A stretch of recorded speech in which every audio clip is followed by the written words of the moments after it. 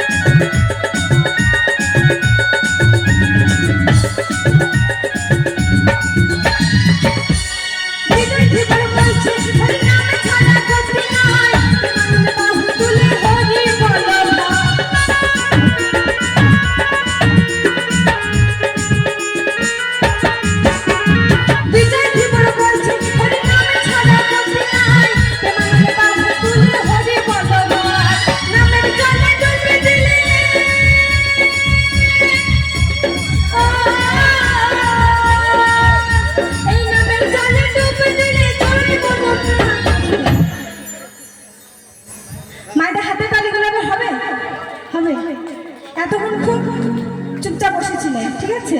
এবার একটু হাতে তালি হবে, ঠিক আছে? সকলে হবে। কে আনিল রে কোথায় ছিল রে মধুমাখা হরিণা, কে আনিল রে কোথায় ছিল রে মধুমাখা